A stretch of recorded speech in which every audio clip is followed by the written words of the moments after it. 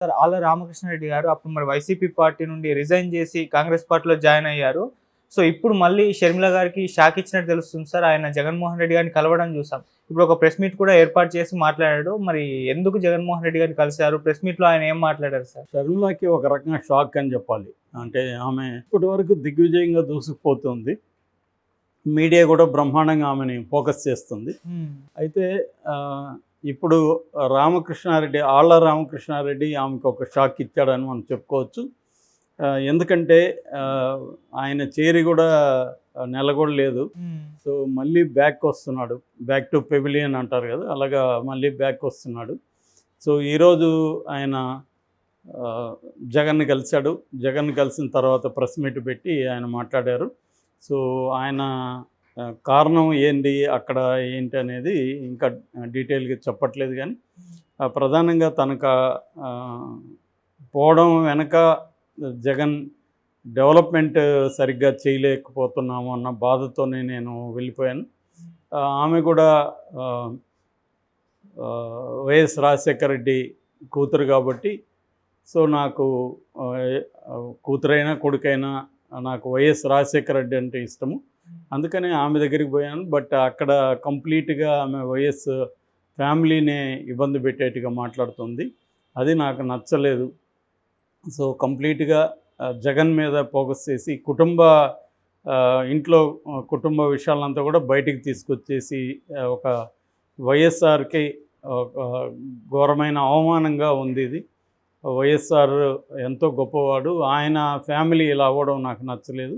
So నేను ఆమె కాంగ్రెస్ పార్టీకి పనిచేస్తుంది అనుకున్నాను. కానీ ఇటు కంప్లీట్గా జగన్ని వైఎస్ఆర్ నుంచి దూరం చేయడం, సో వైఎస్ఆర్ కుటుంబాన్ని రచ్చకేడ్చడం అనేది నచ్చలేదు. సో అందుకనే నేను మళ్ళీ వచ్చేసానని చెప్పాడు. అయితే ఇక్కడ అసలు ఎందుకు వెళ్ళినట్టు, ఎందుకు వచ్చేసినట్టు అన్న ఒక ప్రశ్న వస్తుంది. సో దీనికి కారణం ప్రధానంగా ఏంటంటే, ఆళ్ళ రామకృష్ణారెడ్డి అసలు ఎందుకు పాపులర్ అయ్యాడు? 151 మంది ఎమ్మెల్యేలలో ఆళ్ళ ఒక్కడే ఎందుకు పాపులర్ అయ్యాడంటే అందరికీ తెలిసిన కారణమే, లోకేష్ను ఓడించాడు కాబట్టి. అప్పుడు ఆళ్ళ రామకృష్ణారెడ్డి తరపున క్యాంపెయిన్ చేసినప్పుడు జగన్ ఏంటంటే ప్రజలకి హామీ ఇచ్చాడు, మీరు కానీ ఆళ్ళను గెలిపిస్తే నేను మంత్రి పదవి ఇస్తానని. కానీ అది ఫస్ట్ విడతలోని ఇవ్వలేదు, రెండో విడతలో కూడా ఇవ్వలేదు. సో అది ఫస్ట్ వాళ్ళ హర్ట్ అవ్వడానికి ప్రధాన కారణం అదని చెప్తున్నారు. ఎందుకంటే లోకేష్ని ఓడించడమే కాకుండా తెలుగుదేశానికి సంబంధించిన అనేక విషయాల్లో అతను పోరాడుతున్నాడు. కోర్టు కేసులు ఉన్నాయి, కేసులు వేశాడు, సుప్రీంకోర్టుకి వెళ్ళాడు. ఇక్కడ కూడా ఓటుకు కేసు సంబంధించి కూడా నోటు కేసు సంబంధించి కూడా సుప్రీంకోర్టుకి వెళ్ళాడు, చంద్రబాబుని దాంట్లో చేర్చమని. సో ఇలాగా అతను క్లియర్గా తెలుగుదేశానికి వ్యతిరేకంగా పోరాడుతున్నప్పుడు, రెండోది అక్కడ లోకేష్ని ఓడించాడు. అంతకుముందుగా కూడా గంజి చిరంజీవి, ఇప్పుడే వైసీపీ తరఫున ఎవరైతే ఇన్ఛార్జిగా ఉన్నాడో అతను గంజి చిరంజీవి ఇంతకుముందు తెలుగుదేశంలో ఉన్నాడు, అతన్ని కూడా ఓడించారు. కాబట్టి రెండుసార్లు అక్కడ ఎన్నికై, సో లోకేష్ లాంటి వాడిని ఓడించి ఇబ్బంది పెట్టిన అతనికి హామీ ఇచ్చిన, నువ్వు హామీ ఇకపోతే పర్లేదు, హామీ ఇచ్చి ప్రజలకి ఇచ్చి చేయలేదంటే అది ఇబ్బంది అయింది. కాకపోతే జగన్కి ఏంటంటే అతను ఇప్పటికే రెడ్ల తరపున ఎక్కువ ఉన్నాయన ఇది ఉంది కాబట్టి అందరిని అకామిడేట్ చేయలేక అతను ఇవ్వలేదని చెప్తారు. దాంతోపాటు ఇంకా అతను చెప్తున్నది ఏమంటే అసెంబ్లీ నియోజకవర్గానికి కూడా నిధులు కూడా ఇవ్వలేదు. 200 కోట్లు ఇస్తా ఉన్నాయని, 1000 కోట్లు అడిగితే 200 కోట్లు అన్నారు, అది కూడా చివరికి ఇవ్వలేదు. నా మాట మీద చాలామంది కాంట్రాక్టర్లు చేశారు, వాళ్ళందరూ ఇప్పుడు ఇబ్బందుల్లో ఉన్నారు. నేను అప్పులు చేసి నేను కొన్ని కోట్లు ఖర్చు పెట్టి అభివృద్ధి కార్యక్రమాలు చేశాను. సో కనీసం లోకేష్ ఇక్కడ నిలబడతాడు కాబట్టి లోకేష్ నియోజకవర్గాన్ని డెవలప్ చేద్దామని కూడా జగన్ అనుకోలేదు. సో అందువల్ల ఇబ్బందులు ఎదురైనాయి. నేను ప్రజలకి ఇప్పుడు ఏమని మళ్ళీ ఎన్నికల్లో పోయి ఓట్లు అడగాలి, నేను హామీలు ఇచ్చి నెరవేర్చకుండా మళ్ళీ ప్రజలకి ఏమని అడగాలి, అందుకని నేను కంటెస్ట్ చేయదలుచుకోలేదు ఇక్కడ. సో నేను పార్టీ నుంచి రిజైన్ చేస్తున్నాను, ఇటు ఎమ్మెల్యేగా కూడా రిజైన్ చేస్తున్నానని చెప్పాడు. ఓకే, దాని తర్వాత ఇంకా వేరే విషయాల మీద జగన్ మీద అతను మిగతా వాళ్ళలాగా అతనేమీ చేయలేదు. నాకు పర్సనల్గా అన్యాయం జరిగిందనో, నాకు మినిస్టర్ ఇస్తాడని అవేమి కూడా అతను మాట్లాడలేదు. ఓన్లీ ఏంటంటే డెవలప్మెంట్కి సంబంధించి జగన్ స్పందించాల్సినంతగా స్పందించలేదు, అందువల్ల నాకు ఇబ్బందులు ఎదుర్కొన్నాను, దాంతో ఇప్పుడు మళ్ళీ నేను రెండోసారి ఓట్లు అడగాలంటే నాకు ఇబ్బంది అవుతుంది అనేది మాత్రమే చెప్పాడు. తర్వాత ఆయన షర్మిల దగ్గరికి వెళ్ళడం కూడా కాంగ్రెస్ గొప్పదని వెళ్తున్నట్టుగా చెప్పలేదు.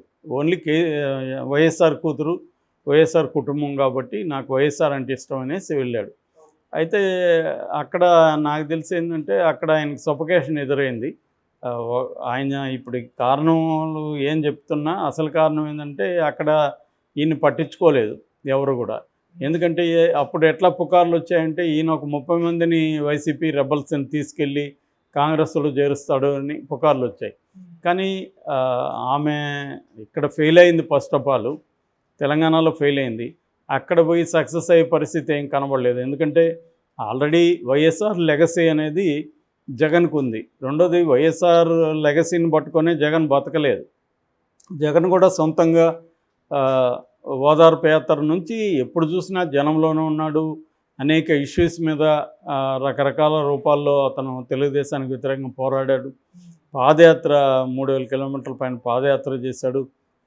అలాగే జనంలో ఏంటంటే దగ్గరకు ఉన్నాడు మన నాయకుడు, మన సమస్యలను పట్టించుకుంటున్నాడు, ఇతనికి ఒక ఛాన్స్ ఇచ్చి చూద్దామని జనం అతనికి వేశారు. సో ఓన్లీ వైఎస్ఆర్ లెగసీని పెట్టుకొని అతను బతకలేదు. తర్వాత కూడా తన ముద్ర వేయడానికే అతను ట్రై చేశాడు. అయితే వైఎస్ఆర్ ప్రధానంగా వైఎస్ఆర్ అనగానే మనకు గుర్తొచ్చేది సంక్షేమ పథకాలు.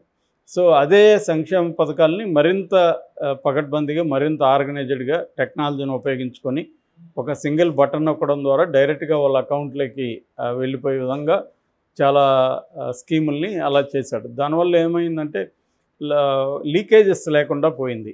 మధ్యలో వాళ్ళు వీళ్ళు తినేయడం, వాళ్ళని వేధించడం, లంచాలు ఇస్తే కానీ వాళ్ళకి ఇవ్వకపోవడం, అటువంటి వ్యవస్థ అనేది పోయింది. దానికి ప్రధాన కారణం ఒకటి టెక్నాలజీ, 2 వాలంటరీ వ్యవస్థని, సచివాలయ వ్యవస్థని తను ఏర్పాటు చేయడం. వీటి వల్ల తను లీకేజెస్ లేకుండా తన పథకాలు లబ్ధిదారులకి డైరెక్ట్గా చేరడం అనేది బహుశా ఆంధ్రప్రదేశ్లో మొదటిసారి. ఓకే. సో ఇటువంటివి చేయడం వల్లే అతనికి ఇదైంది. కానీ కేవలం వైఎస్ఆర్ పేరు చెప్పి బతికేయడం అంటే కష్టం. ఈమె ఇప్పుడు వెళ్ళి 10 ఏళ్ళుగా ఈమె అక్కడ పోరాడలేదు. 10 ఏళ్ళుగా ఆంధ్రప్రదేశ్ సమస్యల మీద ఎక్కడ కూడా ఆమె గలం వినిపించలేదు. పైగా తెలంగాణకు వచ్చేసి నేను తెలంగాణ బిడ్డని, తెలంగాణ కోడల్ని, నేను ఇక్కడే పోరాడతాను, ఇక్కడే తెలంగాణ ప్రజల కోసం ఏమైనా చేస్తాను, దీంతో ఆంధ్రప్రదేశ్తో కూడా పోరాడతాను నేను అని చెప్పిన ఆమె సడన్గా ఇప్పుడు వచ్చి ఆంధ్రప్రదేశ్ ప్రజల కోసం, మా నాన్న కోసం నేను పోరాడతాను అని చెప్తే అక్కడ ఇమ్మీడియట్గా ఎవరు నమ్మే ప్రసక్తి కనబడలేదు. ఎప్పుడైతే అది లేదో ఆమె జనాలకు కూడా వందల సంఖ్యలో వస్తున్నారు, కానీ ఆమె సభలకు కూడా వేల సంఖ్యలో జనం అనేది రావట్లేదు. మీడియా హైప్ అనేది మాత్రమే జరుగుతుంది ఆమెకు. ఎందుకంటే ఆమె జగన్కి నష్టం చేస్తుంది కాబట్టి జగన్ వ్యతిరేక మీడియా ఆమెను హైలైట్ చేస్తుంది. That simple. లేకపోతే మీడియా కూడా ఆమెను పట్టించుకునేది కాదు. సో ఈ కాంటెక్స్లో ఆమెతో చేరడానికి ఎవరు కూడా ముందుకు రావట్లేదు. సో ఆర్కేకి కూడా మనం రాంగ్ డిసిషన్ తీసుకున్నాము, సో ఇక్కడికి రావడం కరెక్ట్ కాదు అనే విషయం అర్థమైంది. ఈ లోపల వైసీపీ పరిస్థితి ఏంటి, మంగళగిరిలో గంజి చిరంజీవిని పెట్టారు. ఆయన తెలుగుదేశం నుంచి వచ్చాడు. గంజి చిరంజీవిని ఎందుకు పెట్టారంటే అక్కడ ఆయన సామాజిక వర్గం, నేత పనివాళ్ళు, పద్మశాలీలు వాళ్ళు ఎక్కువ మంది ఉన్నారు ఆ నియోజకవర్గంలో. సో అందుకని ఆయన పెట్టారు. కానీ ఇప్పుడు ఆయనేమో డైనమిక్గా వెళ్ళట్లేదనే మాట వినిపిస్తుంది. ఇంకొక మాట కూడా ఏంటంటే అతను గతంలో తెలుగుదేశంలో ఉన్నాడు కాబట్టి లోకేష్తో కుమ్మక్కయ్యాడని కూడా విమర్శలు కొన్ని వస్తున్నాయి. సో ఈ కాంటెక్స్లో వాళ్ళకి మళ్ళీ గంజి చిరంజీవిని మార్చి కమలాన్ని తీసుకురావాలా ఏంటనేది కూడా ఆలోచిస్తున్నారు.